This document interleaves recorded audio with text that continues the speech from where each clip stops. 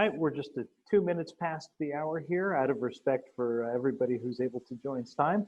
We'll get started. I'm John Steger from Cintrifuse. Thank you all for joining us today for our session on angel investing. Angel investors and angel investment is a critical part of the startup ecosystem here in Cincinnati. Delighted to welcome the leadership from Queen City Angels, who's going to share some expertise and perspective. I will let you all introduce yourselves. Everyone, I would suggest using the speaker view. We will have slides. We'll handle questions throughout if you just want to put them in the Q&A chat at the bottom in the center of your window. So thank you very much. Steve, over to you. I think I'll jump in first, if you don't mind. Hello, everybody. My name is Scott Jacobs. I'm the Executive Director of the Queen City Angels. Thank you for joining us for the Angel 101 session today. How early stage investors fuel the local entrepreneurial ecosystem. My job as Executive Director is to make sure the trains are all on the track and running on time. My primary responsibility is fueling deal flow for our angel members. But I do a whole host of other things. I handle membership management. I manage our sponsorship relationships, work with the ecosystem players, including Cintrifuse and many others. And also I handle programming, educational programming, and other speaker sessions that QCA puts on. So thank you so much to Cintrifuse for being our host today. And thank you so much, Cintrifuse, for the startup speaker series that you've been running here. There's been very many interesting topics, and QCA is proud to be a speaker today on angel investing. With that, just a little bit on the agenda today. We're going to do a quick overview on angel investing. Not all angel groups operate the same. We'll tell you a little bit about how we operate and a little historical perspective on QCA. Steve will handle the first topic, and Tony Shipley, our chairman and founder, will handle sort of the QCA story. We'll have a word from a CEO from one of our portfolio companies, and then Sue Baggett will talk about who angels are in the United States, how to get involved, and then we'll have additional time for Q&A and wrap up at the end. So feel free to ask questions along the way. Thank you so much for joining us today, and with that, I'll turn it over to my colleague, Steve Baggett. Thank you, Scott, and welcome to everyone. It's great to have you with us. I spent my career at Procter & Gamble, and about 5 years ago, I joined Queen City Angels, where along with my 120 plus other members, we look to play our role in driving the local entrepreneurial ecosystem. I'm also a board member at QCA, and I head up our marketing efforts along with Scott and the other members of the committee. My role is to set the table, to talk about angel investing, and we've distilled down what can be a pretty complex topic into 4 slides. So hopefully this in the next 10 minutes or so will get everybody on the same page about how we organize as angels, where angel investing fits into the life cycle of an investment, how is it that we actually do fund a startup, and then why it's important to have a portfolio of investments in order to have an attractive return. So let's jump in. There are 2 types of ways that folks do angel investing. Some folks do it on their own, individual angels. That's too risky for my blood, so I work within Queen City Angels as part of a group. And so for purposes of the discussion today, we're going to focus mainly on angels who operate in a group. But whether you're doing it on your own or working as part of a group, the workflow for angel investing is pretty similar. It starts with screening applications that come in, doing a deep dive due diligence to make a decision about whether in fact you want to invest or not, negotiating the deal terms, then after that first investment, advising, coaching, working on the board, and then continuing to develop a robust entrepreneurial ecosystem. So as I said, the workflow is the same whether you're doing this on your own or in a group. As we think about angel groups, there are essentially 2 different types of ways that angel groups organize themselves. The first is as a network. And in an angel group that works as a network, the workflow that you see in the upper left is the same. The angels share the workload on doing screening, due diligence, and so on. But then once an entrepreneur has gotten to the point where the angels have said, yes, this is a company that we think overall we want to invest in, the individual members of the angel group make decisions as to whether they want to write a check or not. So if I particularly like this entrepreneurial opportunity and one of my colleagues doesn't, I might choose to write a check and she might say thumbs down. You collect all the checks, and that's how you get to a total investment in that company. The other way that angels organize themselves in groups is as a fund. And as you might expect, in this model, the individual angels write checks that go into a pot of money at the beginning of a fund. The workflow that you see in the upper left is exactly the same, except when we get to a point where there is a company that we think is investable, there's a vote of the members. And for Queen City Angels, if we have 60% of our member investors vote yes, then a portion of that fund money will go into the investment. So if it's an investment that I didn't particularly like, but 60% or more of the members vote yes, then my money, along with all the others who have put into the fund, proportionately gets put into that company. There are also some groups that operate as a hybrid. Tony will talk that a little bit more because, in fact, Queen City Angels operates both as a fund and as a network. So that's how angel groups in general organize themselves. The second thing I'll talk is, where does angel money fit in the life cycle of a startup? Many of you will have heard that an individual entrepreneur will probably get started self-funding. So that's the idea or discovery phase where the founder will put in her own money to get the things off the ground. You may have also heard about the concept of friends and family. So when that entrepreneur needs more money, she might go to Uncle Harry and a sister and a brother and say, hey, can you give me a little bit of money to get my concept to the next phase? Angel groups tend to be the next money that come in. We come in at what's called the pre-seed or the seed funding round. For many companies, this is before they have revenue. So angel money is in very, very early and hence is high risk. Venture funds tend to come in later, helping companies grow and progress toward an exit. Third, let me talk about how a startup actually gets funded. And the funding of a startup begins with the concept of valuation. Now, I'm going to walk you through an example that assumes that a company has what's called a pre-money valuation. So the valuation as we see the company before we've made an investment of $2 million. We have some very, very sophisticated and highly technical methods that we use to get to that valuation number. But seriously, we don't have time to go through in this session. There are a number of ways where entrepreneurs and investors try to align on what the value of an early stage company is. For purposes of this, we're going to assume that the company has a valuation of $2 million, and the angel group is going to put in a $500,000 investment. That leads to the concept of post-money valuation. And all that means is that the company that was valued before the investment at $2 million, so $2 million of inherent worth, the day after the check clears, that company magically is now worth $2.5 million. They were worth $2 million before, and they now have $500,000 in the bank account.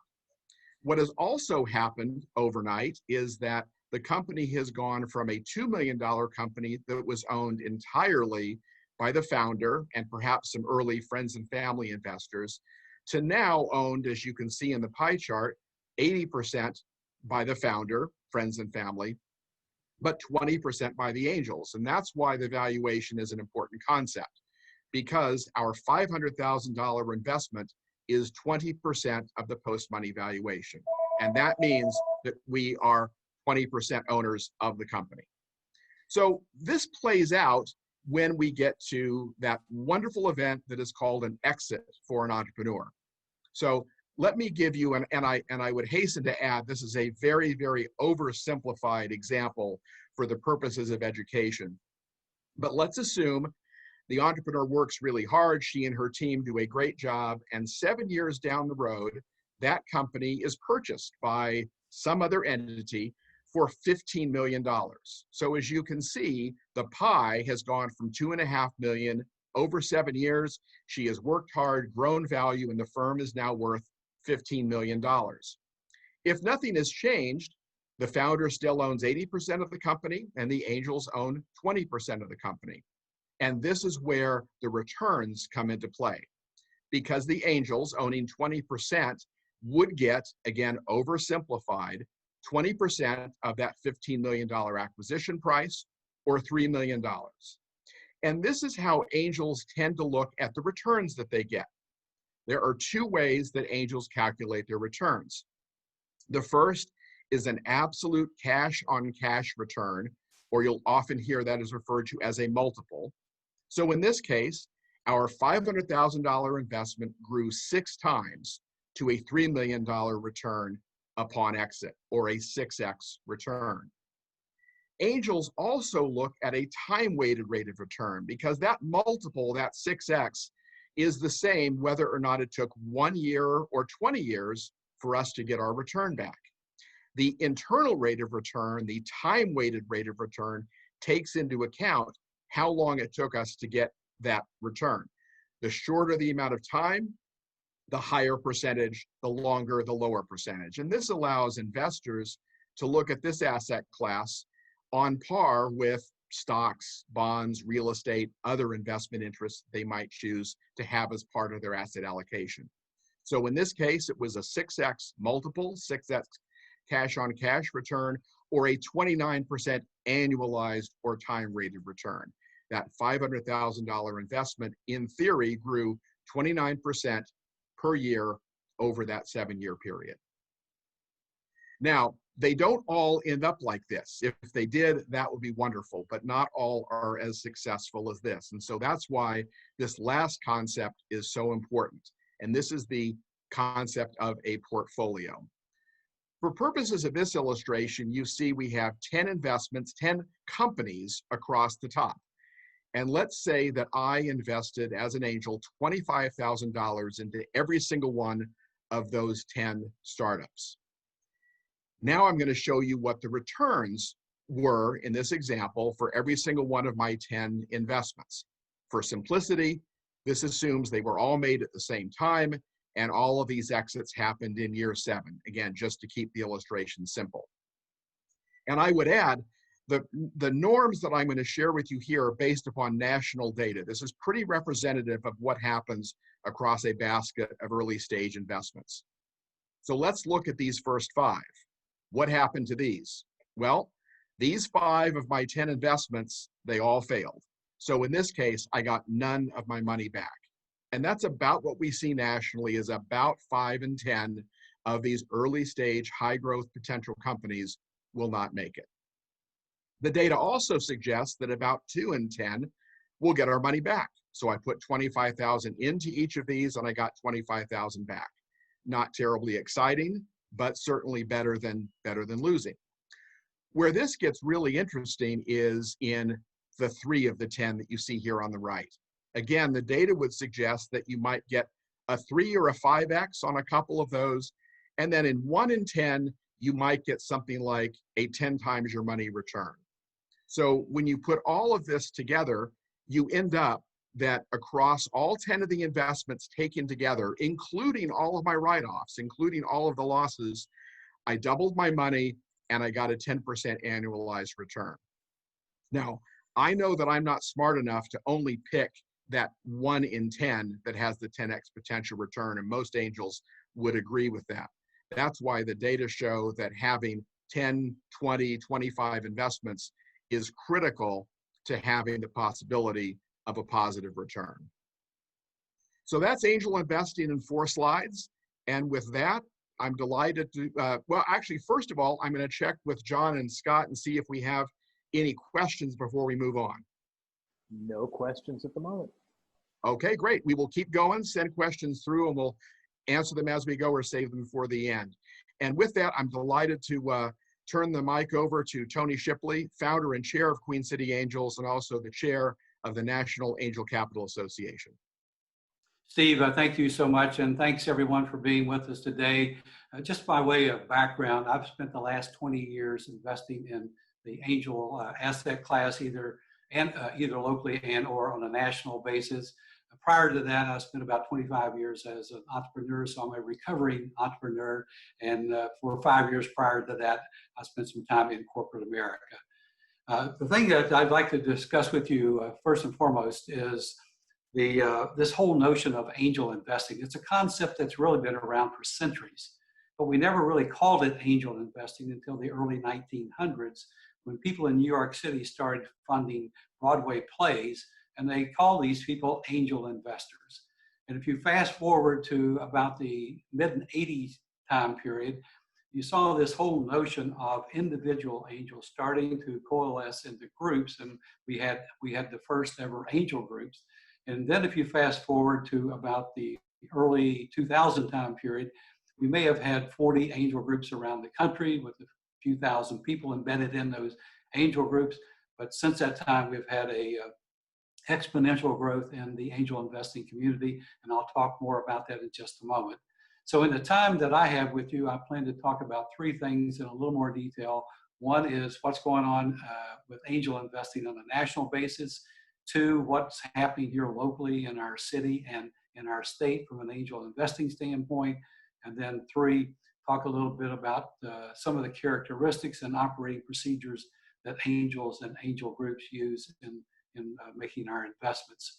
Steve, if we could go on to the next slide, please. Here are some quick facts, and as Steve indicated earlier, we're trying to present this to you in the format of, if you're considering being an angel investor or joining an angel group, what are some of the questions that you would ask to help you make that decision? And so we're going to use the Queen City Angels as an example, but obviously that's what we know best. And just to give you a flavor for how we're set up and how we operate, and some of the things that might be interesting to you as you try to make this decision on whether or not to enter this asset class. QCA was formed in 2000 with 5 people. We're now well over 120. And just in terms of our investment activities, we're one of the most active angel groups in the country. We have over 100 companies that we've invested in, over 270 rounds of capital, about $75 to $80 million of our money, and well over $550 million of other people's money. Steve, the next slide, please. So as I mentioned a moment ago, in 2000, this whole notion of angel investing through angel groups was largely confined to the East Coast and the West Coast. But we decided to set up an angel group in Cincinnati, became the first in the Midwest. And we basically got best practices from a whole lot of groups that gave us good guidance in terms of how to set the group up. We were marching along, and then in 2003, a very significant event happened in our state, the approval of the Third Frontier program. If you don't know about that, I highly encourage you to go Google it and read about some of the activities that happened in the Third Frontier and how that really changed the whole entrepreneurial ecosystem within our state. Out of that program, a number of entrepreneurial signature programs were set up. We have one here in the city, and a number of additional angel groups were launched around the state. And we started to see a dramatic increase in the entrepreneurial ecosystem, both here locally and throughout the state. Today, we have 6 angel groups that operate, and we basically do a good job of syndicating deals to ensure that we have companies properly capitalized. Next slide, Steve. So if you look at what has happened with these 6 angel groups and previously up to 10 angel groups, we've had more than $150 million of angel money invested by more than 700 individuals into more than 200 companies around the state, which has led to a whole rapid growth in high technology jobs within our state. Steve, the next slide. So I mentioned a moment ago this, what's happened on a national basis with angel investing. And had you looked at this map of the US about the 2000 time period, you would have seen some stars representing angel groups on the East Coast and the West Coast, but by and large, the rest of the US would have been void of angel groups. What has happened since that time period, we've grown that approximately 40 groups to more than 260 or 270 groups on a national basis. And embedded in those groups are 14,000 accredited investors. That's an important notion. In order to invest in this asset class, you must be an accredited investor. Of course, that's all defined by the SEC. If you want more information on that, I highly encourage you to Google the concept. Just one other quick point. We're a part of about 300,000 angel investors. In fact, Steve, if you'll go to the next slide. There's two lines on this that are really important. And by the way, this is dated data, but directionally it's correct. If you look at the number of deals that angel investors typically fund on an annual basis, and then compare that to the number of deals that VCs invest on an annual basis, you see about a 20-to-1x in terms of deals that we fund versus the VCs. And then if you go to that last row of bullet items, there's around 300,000 angels who write a check year in and year out to help support these companies. So you might ask the question, well, what's the difference between the 14,000 that I previously talked about and the 300,000? These 300,000 are basically what we refer to as occasional angels. You may co-invest with somebody that you know, or perhaps a friend brings you to a deal, but it's not something that you do on a regular basis. These 14,000 people are in a bucket that we call professional angel investors. Steve? So if we pivot now to what's happened in our state in terms of angel investing, and the next slide, please. As I mentioned a moment ago, we are part of 6 active angel groups around the state. We meet every month and share deal flow, and we've become very good in terms of syndicating those deals, and again, ensuring that we address one of the critical issues in angel investing, which is to ensure that we properly capitalize these companies when we make those investments. And we do that primarily through our checkbook and by syndicating the deals through other organizations. And as Steve mentioned a moment ago, we invest both through a family of funds as well as a network organization. And these are important concepts as you think about joining an angel group. How do they actually invest the money, and what kinds of companies do they invest in? Next slide, Steve. So another concept that you think about as you enter this asset class is what kind of goals, general goals, would the group have? In our case, we're attempting to evergreen people's money. In other words, provide superior returns for our angel investors. And doing that, of course, only happens if we help our portfolio companies be super successful in the things that they do, which brings up this whole second notion of why we invest. It's to use our skills and experience in helping us make the best investment decisions, and bringing those skills and experience to help our entrepreneurs grow their business. Steve, the next slide. In order to do all of this, we obviously need deal flow, and we need these syndication relationships that I mentioned. And that leads to this whole smorgasbord of external relationships that we've set up over that 20-year period. And you can see it's a collection of universities that we might get intellectual property, and people coming out of those universities with that IP to set up a commercial entity. And then, of course, you see a whole host of logos of people that co-invest with us. Next slide, Steve. So another important concept as you think about angel investing and perhaps joining the group is, how does that group actually operate? And you can see here the frequency of meetings that we have, how we generate deal flow through these external relationships and our community involvement that I mentioned a moment ago. Scott mentioned to you the duties that he has. It turns out he's our only full-time paid person within the organization. Everyone else in our group and most other angel groups around the country dedicate our time and effort on a pro bono basis. And then members lead to all investment activities, and that's essentially the core of how we operate as a group. The next question that I would ask if I were thinking about joining a group is, how do you source a deal, and then how do you go through that whole process of making the decision on whether or not to invest in the company?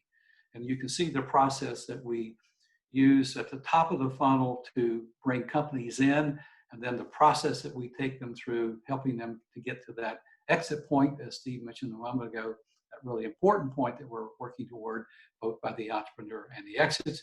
Then another key concept is, as you go through this process, how long does it take you to do it? And entrepreneurs, of course, want us to do it in the most efficient and quickest time that we can, because they're trying to fuel the growth of their business, and they need capital to allow them to do it. And then that final set of boxes there talks about the people in the group that actually does the work.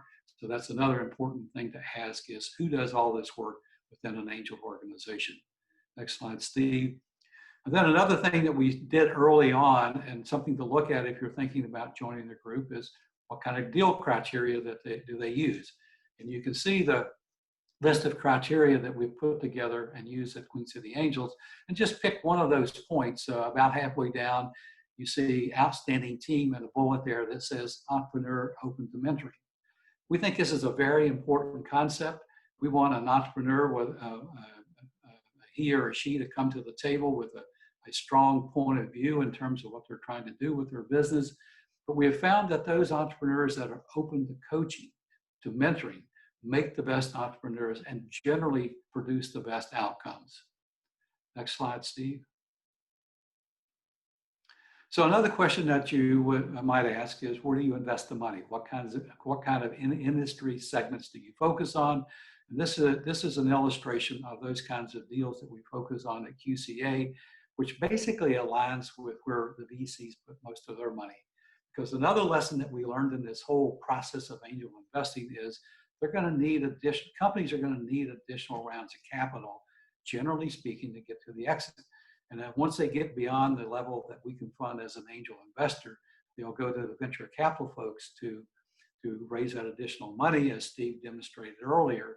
And so we want to invest our money in by focusing on those kinds of companies, number one. And secondly, based on the expertise that we have embedded in the group.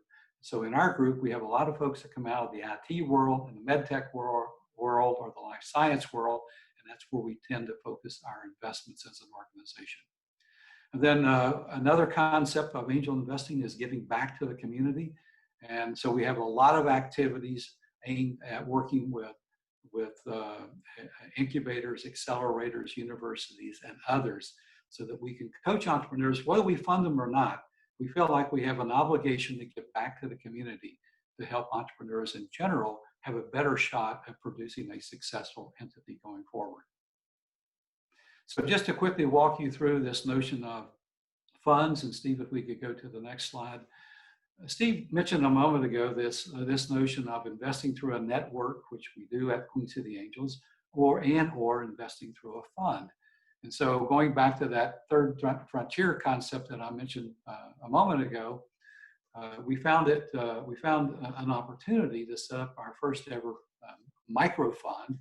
And we did that through a combination of state money and our money. And it gave us an opportunity to invest small amounts of money, micro amounts of money, into people that might be working in their garage or basement. They have an idea or a concept, and they're trying to get small amounts of money to come up with a minimally viable product that they can go test in the marketplace. So we viewed those early investments as a way for us to build a farm system so that we could test out both the entrepreneur and the idea. And then, of course, it gave our members an opportunity, as I mentioned a moment ago, to bring their skills and experience to the table to help these folks. Next slide, Steve. So this, another important concept is, if you're thinking about a group, is what kind of investments have they made over the years? How have they invested that money?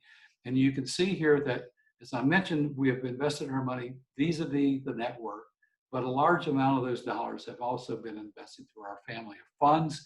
You can see how those size of those funds has progressed from those initial micro funds of $1.5 million to our Fund 5, which was a $10 million fund. And we're now working on our Fund 6, which you'll hear more about in just a moment, which is also targeted to be a $10 million fund. Another important notion, as Steve walked you through, is what kind of returns has the group produced? And just to give you a feel for Queen City Angels, our general ROI, return on investments of cash on cash dollars, has been in the 2.6 range to 3.3 range. This is money out of our funds. It does not include those investments that were made through the network. Each individual is responsible for calculating their own ROI and internal rate of return based on network funds that they actually do. And our internal rate of return is typically varied between 10 and 24. We don't have benchmark data for the angel industry per se. We're working on that through initiatives at the Angel Capital Association. And for lack of a better benchmark, we picked the venture capital benchmark, and you can see where that came from, to do some comparisons in terms of what our returns look like versus the VC. So that's another important notion as you think about the asset class, is what kind of returns are people producing. Another notion is, what's the thesis of the fund? In other words, how big is it going to be? Where's the money going to come from? What type of companies and what stage companies will the money be invested in, whether the validation stage or early stage companies? What's the geographical area where it's all going to be done locally through a university, as an example, regionally, nationally? What type of industries do the people plan to focus on and invest and spend their time investing in? And will we and how many companies will that fund attempt to sponsor through the life of the fund? Next slide, Steve. Then some other important notions or questions are, what do you have to pay as a minimum amount to join the fund or join the group? What's the maximum amount that fund will invest in any given company? And you can see here, Queen City sets a max of 15% of the fund amount for any given company. How many capital calls? Will the money all come in at one time? Will you do it on a deal-by-deal basis? Will you do it over a number of years? What's the investment period of the fund? Is it going to be done over a 1-year period, 3-year, 5-year, whatever that period is? And then finally, what's the life cycle of the fund? Even though those fund investments may all be made in a year or 2 or 3, before you can harvest all the companies, that's generally going to be, especially in our space, that's going to be a 10 to 12-year period, and it could be longer. So the last notion is, how do you come back to that concept that Steve talked about to build a portfolio of companies? And you can see the companies that we've already invested in through our Fund 6.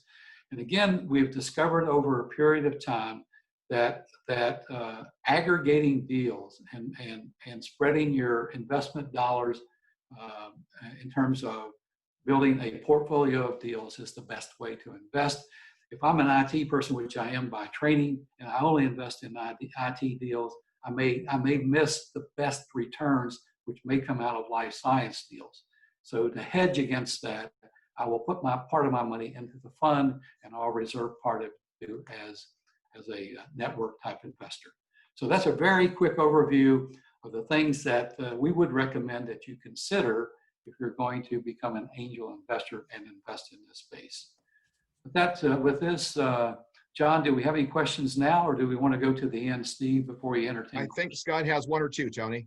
Okay. Yeah, Tony, one person asked the question, should a startup apply to more than one angel group or just QCA? If I'm the entrepreneur, I'm going to test the waters with a number of people.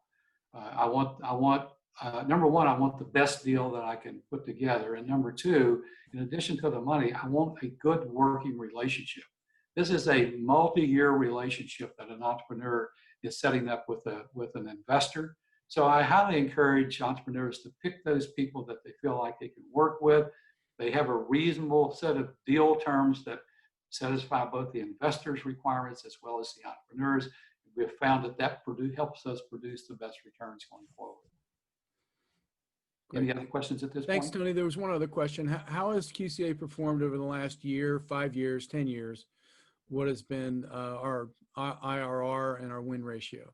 Well, if you go back to that one slide, Steve, it gives you an indication generally, but we make these calculations, ROI and IRR calculations for all the funds that we manage. And so for people that are interested in looking at the funds that we have, we share this information with you. But this gives you a range of what the ROIs look like and what the internal rate of return has looked like in our investing activities. All right. Thank you for those. Thanks very much.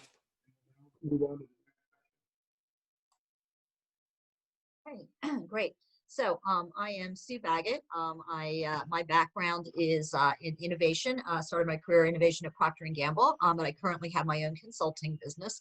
And I am both a member of Queen City Angels. I also chair the Diversity, Equity, Inclusion Committee for QCA. And I'm also a member of another angel investing group. I'm on the investment committee for Next Wave Impact, which looks at high growth companies with a positive social environmental impact at their core. But the first thing I'm going to do is I want to introduce you to, as part of QCA, I am on the board of Cloverleaf. And so I want to introduce you to the CEO of Cloverleaf, Darren Murner, co-founded with Kristen Moorfield. I actually met Darren and Kirsten when they were going through the Ocean Accelerator and was part of the process of bringing them to QCA for funding. But I'd love Darren to tell you a little bit about their experience with QCA. As Tony alluded to, finding the right set of investors is important to startups. And so I think Darren can tell you a little bit about his experience. Oh, you're muted, Darren. There you go. Forgot about that. Thanks, Sue. Great being on here today. And I wanted to just represent a few of the things that we've been able to experience, I think, by partnering with Queen City Angels, and beyond just the capital component that I think is a pretty heavy focus of maybe this call. There are really kind of three areas that we found to be extremely beneficial. I think one is Sue's involvement, obviously, at the board level, but also her ability to connect us with others that could either participate at a board level or additional expertise. So a couple of good examples of that is she was able to connect us with Michelle Keating, who is the AI for HR lead at Accenture. And we had another investor had an observer seat or rights to an observer seat on the board, and we were able to fill that with Michelle. And it was really kind of tapping into her network, and then potentially even more importantly, the broader network of the entire QCA community. And that's not just at a board level, but even with the expertise beyond the board level. So we've been able to tap into subject matter experts that are QCA members or are connected to QCA members. So Mark Dawes is a good example of someone that is a QCA member that has deep expertise in marketing, digital marketing automation, and has used that extensively in prior companies. And he's been an extremely valuable resource and insight into how we could think about, building a model to automate and scale in a bigger way. And then one of the other things that's been really beneficial as well is, I think, one, because of QCA's reputation, but also because there is an ecosystem in this startup space. Oftentimes there are opportunities at a state or federal or even a local level to tap into additional funding opportunities. So as an example, the state of Ohio provides a diversity and inclusion internship program. And oftentimes I hear about these things through Queen City Angels, either Scott or Steve or others that are being notified because they're a participant in this broader ecosystem. They're also a connection point into broader resources for that startup community that we can tap into and be even more efficient with the capital that's been invested in our business. So those are a few of the ways that we've really benefited from being a part of the QCA portfolio. Great, Darren, thank you so much for joining today and providing that additional perspective. Really appreciate it. So thanks. Great. Any questions that have come up that we need to address, or shall I just keep going, folks? I think you can keep going for now, Sue. Great. So what we're going to do now is talk a little bit about a piece of research that was commissioned about 3 years ago, 2017, just to give folks an idea of, well, what does an angel investor look like? So first of all, if you look at the age range, you can see there's quite a large range of ages. I have yet to meet that 19-year-old angel investor, but they're out there somewhere. You can see that because of the accredited investor requirement, typically angels are a little bit further along in their career, and you can see that the majority are in that 50 to 70 age range, but there are some that get started earlier, and there's a whole range out there right now. Looking at a little bit more of the demographics from angel investing, you can see that there's an increasing number of women getting involved in angel investing. If you look at those with 15 years of experience plus, only about 18% of those are women. But if you look at the growth in the last couple of years, and when this research was done, this was between 2015 and 2017, and I suspect the growth rate is continuing. You have a lot more women get involved in angel investing, like myself. I've been involved for about the past 4 years. You can also see that in terms of the consideration of which companies they're investing in, women put some additional emphasis on the kind of the social environmental impact of the business than men do. It's a consideration for both, but a stronger consideration for women. Just another one of the interesting dynamics going on in angel investing.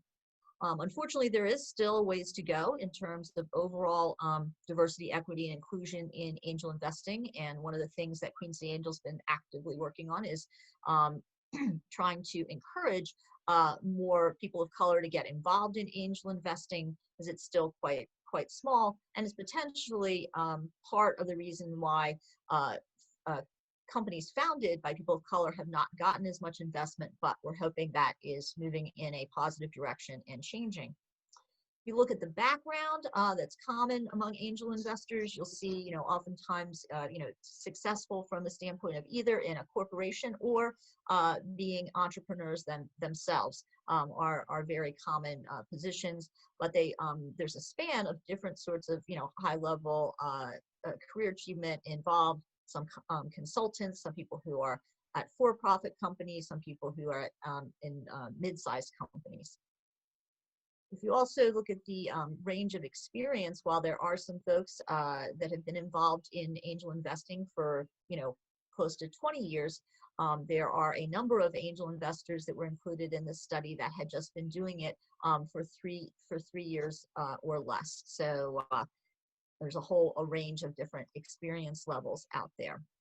But one of the things you note is that as angels are beginning to put more into the asset class as their experience increases. And I'm sure that's a combination of different things as they're learning more, as they're trying to build out and diversify their portfolio. So you can see that they, maybe gain more confidence and put more of their investable assets into this class. Steve talked a little bit earlier about the different ways that angels invest: individuals, groups, networks, funds. And you can see that while there are some people who get involved as an individual endeavor or through their own entrepreneurial experience might go on to become an angel investor, the majority of folks are getting involved through some kind of angel group where they get a chance to share the experience and use the wisdom of the group the way we do at Queen City Angels, the way we do it at Next Wave Impact. And then finally, experienced angels, and this sort of, we talked a little bit earlier about the percent of their assets that they put into this asset class. And importantly, they seek to create that diversified portfolio. As Steve illustrated earlier, successful angel investing relies upon creating a portfolio investments, and that can be done either by an individual putting investments across a range of companies, or by investing in a fund that is going to do that diversification for you. So that just gives you a little bit of a sense of what's going on nationally with regard to angel investing. So I'll shift gears here a little bit and talk a little bit about what involvement might look like with QCA. So one of the things I did before I was a member of QCA is I did a little work to understand what are some of the motivations of angel investors, what causes people to be interested in this asset class. And certainly wealth creation, the ability to get strong returns is a part of the motivation. But if all people wanted to do was just get great returns, there's other potentially easier ways of just making money. But really, angel investors are also motivated by the ability to interact with the entrepreneurs, to provide that coaching, counseling, connections, whatever they might need to grow their businesses. And also just the enjoyment of staying engaged, trying to leverage historic expertise to help new companies succeed, to help make the overall ecosystem vibrant. And it's also really a way of giving back because so much community development comes from small companies growing and being successful, that angel investing is really a part of community development. So these are some of the reasons why people might choose to get involved in angel investing.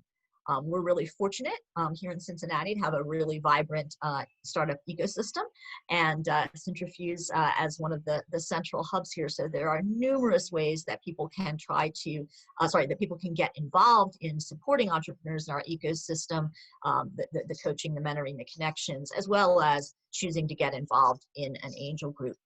Should you be interested in getting involved a number of ways to get involved. One of the things we did, though, to understand how to maybe engage more people become interested in angel investing, is we did some research to understand what were some of the barriers to more people getting involved in angel investing. And what we uncovered is that there were 3 key areas. One is just awareness of this asset class. There are a lot of folks out there that were not previously aware of angel investing as something that they could consider. The second was education. Even if they're aware of the asset class, there's a lot of kind of terminology and things to understand to be successful at it. And then finally is the risk tolerance. Angel investing wouldn't necessarily be for everyone, but as part of an overall diversified financial portfolio of investable assets, there would be some who would consider a high risk, high return for a portion of what they're doing. So as we looked at this, we were looking at potentially growing Queen City Angel involvement. We looked at ways of trying to address these barriers. So in terms of what we're doing is working with others in the ecosystem, like this event today with Cintrifuse, to build out awareness of what angel investing, early stage investing is about. And QCA does its own outreach and communications on a regular basis. In addition to educational webinars or events like this, QCA does an angel boot camp and has a variety of other programming education that we've done with various groups in the ecosystem. And in terms of addressing the risk tolerance barrier, there's a couple of different things. One of the key strategic pillars within QCA is to focus on how do we continuously improve our outcomes. Tony shared earlier a little bit about the historic perspective and how well we've done, but we're always striving to do better, to use the smartest practices available. So we have efforts there. And the other aspect to address both education and risk tolerance was to look at different ways of allowing people to kind of dip their toe into angel investing to get a feeling for whether it's something they're interested in. And that's why we created what we call the QCA ASCENT membership, which is kind of a starter tier for QCA. Historically, QCA's regular members had asked for kind of a handshake deal of an overall investment amount of $250,000 over a 3-year period, where they have full voting rights and the ability to invest either in the funds or sidecars. But that's a big step up for someone who may not have really been interested, or may not know a lot about angel investing, and they may not be ready to step up to that full level. And so we created a pilot program called ASCENT, which brings people an opportunity to get hands-on experience with angel investing at a much lower investment level, starting at $25,000 for a share in the fund. They are not with voting rights, but they have the ability to rely on the wisdom of the overall group. So, and they have the ability to both do fund investments and supplement with sidecar investments if they so desire. So just to give you a little bit more detail about how that ASCENT program works, it was established about 3 years ago with a pilot program at the end of QCA Fund 5. And we incorporated some education and allowed for involvement in screening and due diligence so they could learn by doing at the lower level of risk that I just described, and also at a flexible time commitment. QCA members come in and out of screening and due diligence depending upon their interest, their availability, and the applicability of their skills to the deal. And then after the success of closing out Fund 5 with that initial ASCENT program, as we opened Fund 6, we decided we wanted to opened that opportunity up even more. And we now have over 50 members that are a part of our ASCENT 2 cohort as part of QCA Fund 6. And we're still, open to more. How it works is that the ASCENT investment is into Fund 6, as I just mentioned. It's a one-time investment amount. There are some dues that help us cover some of the administrative expenses. But then there's that opportunity for all of that hands-on involvement, screening, due diligence, as well as participating as a mentor of entrepreneurs, both in the portfolio and also in the overall ecosystem. Being a member of QCA makes you automatically a member of the Angel Capital Association, which links you to a lot of additional educational material. The Angel Capital Association does a terrific job of holding ongoing seminars to allow enhanced education. And then specifically for ASCENT, we have developed some educational sessions that take them through a variety of different programs, the fundamentals of angel investing, of course, but then also to help them get in tune with what to listen for in a pitch, how to get into some of the nuts and bolts like term sheets and cap tables and valuations, as well as the opportunity to learn about being on a board if they want to do that. So, and encouragingly, we've just recently done some research, and 100% of our ASCENT members are saying it's something that they either definitely or probably would recommend to friends. So some pretty good feedback on that so far.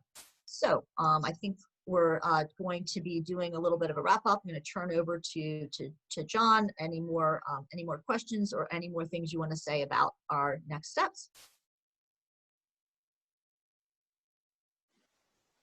All right. Well, thank you all. Scott's going to wrap up with next steps. Okay. Yeah, thanks. Thanks everybody for attending today. If you have any other final questions, please send them our way. We are going to be offering, sending you our slides from today. So if you're interested in receiving the slide deck from today, email me at sjacobs@qca.com, and we can be sure to send the slides your way. Also, to learn more about, there were some questions about how to potentially tap into some of the best practices out there. QCA was one of the founding members of the Angel Capital Association, and that's the association that really brings angel groups together to share our best practices amongst one another. And so I would encourage you, if you are running a group or you're interested in learning some of the best practices, to check out the website on the screen right now with the Angel Capital Association. And you can always visit us at QCA.com to see a little bit more about us, or drop me a line at my email address listed here, and I'd be happy to answer any additional questions down the road. All right. Terrific. Well, thank you all for the wisdom and perspective. Thank you all to everybody who joined. We will share out recording, link to some more materials. If there are any further questions, please reach out to Scott. You can reach out to me. That's john@cintrifuse.com. We'll add you to our mailing list for some future events. And yeah, thank you all. Have a great day. John, thank you, and Cintrifuse. Steve, Sue, Scott, thank you. Thanks for having us today. Thank you. Thank you. Thanks, attendees. Take care.